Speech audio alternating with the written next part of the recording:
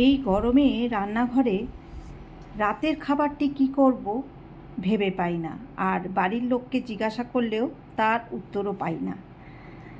খুবই কষ্ট হয় রান্নাঘরে রান্না করতে, প্রত্যেকেরই কষ্ট হয়, শুধু আমার তো নয়। নমস্কার বন্ধুরা, ঘরের সাথে ঘরোয়া খাবার চ্যানেলের নতুন পর্বে সবাইকে স্বাগত জানিয়ে শুরু করছি আজকের নতুন রান্না, স্টাফড পটেটো দম। আমি কি করে রান্না করি চলো। প্রথমে আলুর খোসাগুলোকে ছাড়িয়ে আলুর সামনের দিকে সমানভাবে কেটে নেব অল্প করে। তারপর একটা পিলারের সাহায্যে অথবা চামচের ডান্ডা দিয়ে আলুর ভেতরে শাঁসগুলো আস্তে হাতে এইগুলো শাঁসগুলো বার করে নিতে হবে। আমি কিভাবে বার করছি দেখে নাও। খুব সাবধানে বার করতে হবে শাঁসগুলোকে। একটা ভেতরটা অনেকটা বাটির মতন করে নিতে হবে, যাতে ভেতরে শাঁস মানে পুরটা আমরা ভালোভাবে ঢোকাতে পারি। আলুর পুরো শাঁসটাকে বার করে নিতে হবে।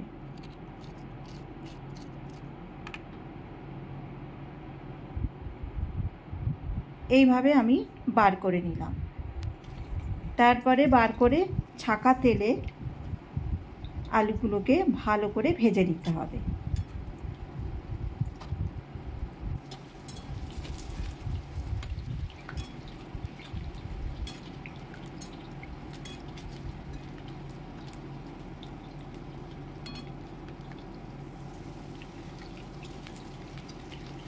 ভাজাটা কিন্তু ভালোভাবেই করতে হবে, কারণ আলুটা অনেকটা বড় থাকে, যাতে ভালোভাবে তেলে 70 ভাগ সিদ্ধ হয়ে যায়। সেইভাবেই আলুটাকে অল্প আঁচে ভেজে নিতে হবে।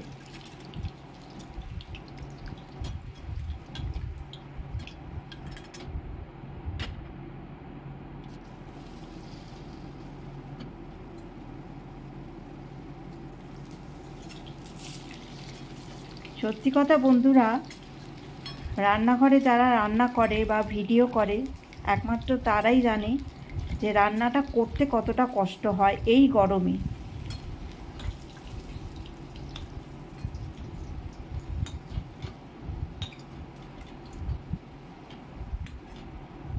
এবার সমস্ত আলুগুলো ভেজে ঠান্ডা হতে দেব।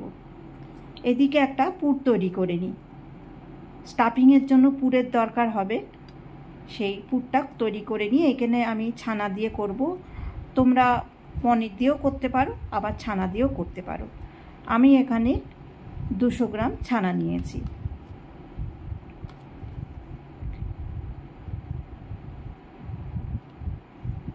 ছানার মধ্যে দিয়ে দেবো ছোট 1 বাটির কাজু বাদাম ছোট ছোট টুকরো করে কাটা, কিশমিশ ছোট ছোট টুকরো করে কাটা, কাঁচা লঙ্কা ছোট টুকরো করে কাটা, জিরে ধনে আর শুকনো লঙ্কা ভাজা ড্রাই রোস্ট, তারপরে ধনে পাতা, তারপরে একটুখানি দিয়েছি গরম মশলার গুঁড়ো। এইগুলো দিয়ে ভালো করে মেখে নিতে হবে। ও হ্যাঁ, লবণটা দিতে ভুলে গেছিলাম, তাই এখন লবণটাও দিয়ে নিলাম। লবণ আর সামান্য একটু মিষ্টি দিয়ে ভালো করে মেখে নিতে হবে, যাতে সমস্ত মশলাটা ভালোভাবে ছানাটার সঙ্গে মিশে যায়।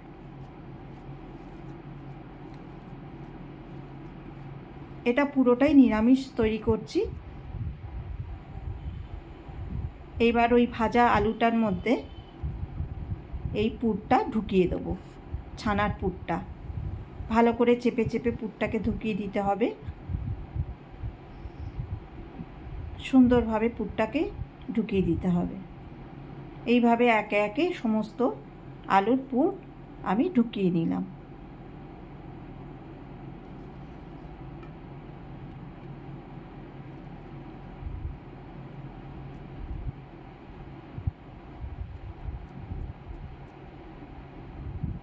যাতে বাইরে একদম বেরিয়ে না থাকে, কারণ যখন রান্না করব আলুর দমটা তখন কিন্তু ছানাটা বেরিয়ে যেতে পারে। তাই জন্য একটু হাতে চাপ দিয়ে পুরটাকে একদম ভেতরে ঢুকিয়ে দিতে হবে। সুন্দরভাবে আমার পুর ঢোকানো হয়ে গেল। এদিকে একটা মশলা তৈরি করে নিই। 1 চামচ আদা বাটা, ধনে গুঁড়ো 1 চামচ, জিরে গুঁড়ো 1 চামচ, লঙ্কার গুঁড়ো 1 চামচ আর কাশ্মীরি লঙ্কার গুঁড়ো 1 চামচ, সব দিয়ে একটা মশলা তৈরি করে রাখলাম। কড়াইতে তেজপাতা, ছোটো এলাচ আর দারুচিনি ফোড়ন দেব। ফোড়ন দিয়ে দিলাম। আর দেব গোটা জিরে।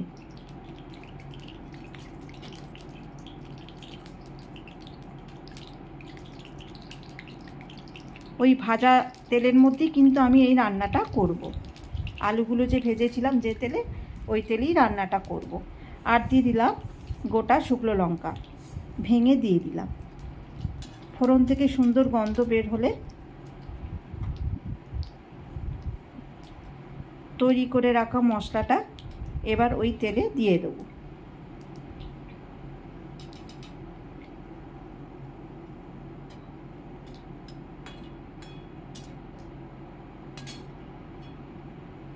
মশলাটা দিয়ে দিলাম।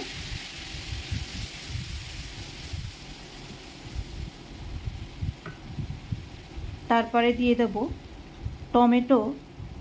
আমি মিক্সিতে পেস্ট করে নিয়েছিলাম একটা বড় টমেটো, সেটাকেও দিয়ে দিলাম। ভালো করে কষিয়ে নেব।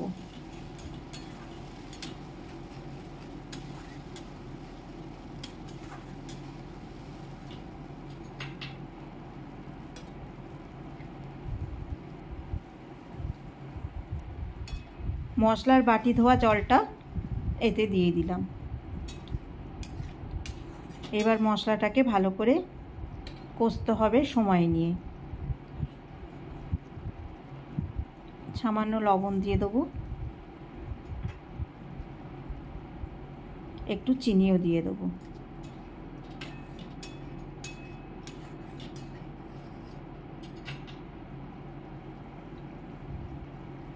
কাজু বাদাম বাটা করে রেখেছিলাম, গরম জলে কাজু বাদামগুলো ভিজিয়ে রেখেছিলাম, তারপরে মিক্সিতে বেটে নিয়েছি।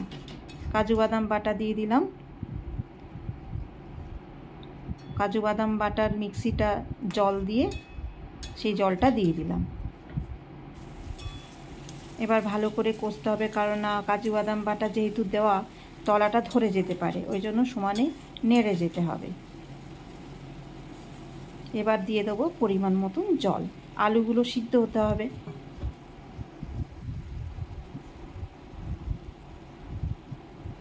তিন চারটে চেরা কাঁচা লঙ্কাও দিয়ে দিলাম। এবার দিয়ে দেবো ছানার পুর ভরা আলুগুলো। খুব হালকা হাতে ছাড়তে হবে এবং ছানাটা যাতে ওপরের দিকে থাকে সেই চেষ্টাই করতে হবে, নাহলে ছানাটা গলে বেরিয়ে আসবে।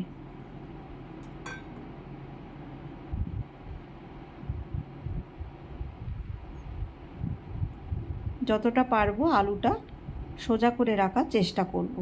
যদিও হয় না, ফোটার সময় আলু একটু নড়ে বা পড়েও যায়, সোজা হয়ে থাকতে চায় না, তবু যতটা পারা যায় কিছুক্ষণের জন্য ঢাকা দিয়ে রাখবো, মোটামুটি 5 মিনিট। 5 মিনিট পর খুললাম। মোটামুটি আলু সিদ্ধই হয়ে এসছে।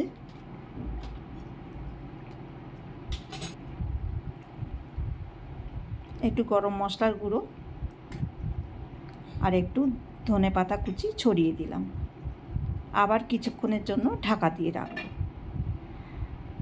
আজকে আমার রান্না তোমাদের কেমন লাগলো বলো। তোমরা বাড়িতে এরম করে খেও, অথবা সামনে জন্মাষ্টমী আসছে, জন্মাষ্টমীর সময় তোমরা এরকম নিরামিষ স্টাফ পটেটো দম করে দিতে পারো ঠাকুরকে। একদম পুরো নিরামিষ আইটেম।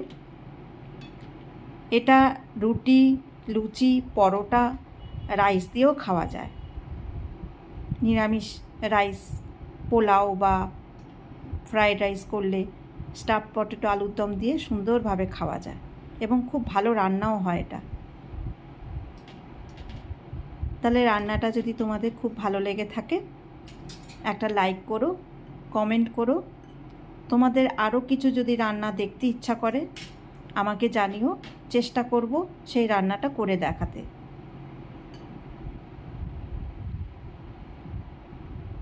তোমরা একটু সাপোর্ট করো, না করলে তো আমারও ভালো লাগে না। সাপোর্ট করলে একটা ইচ্ছা বেড়ে যায় যে হ্যাঁ, আমার রান্না তোমরা ভালোবাসছো, ভালোবেসে নিচ্ছ বা তোমরা করেও খাচ্ছ, সেটা জানবো কী করে, একটু জানিও। আর তোমরা লাইক করলে, কে কোথা থেকে লাইক করছো একটু কমেন্টে জানিও, তাহলে অন্তত ধন্যবাদ তো দিতে পারবো। আমার রান্না কিন্তু শেষ, এবার পরিবেশনের পালা।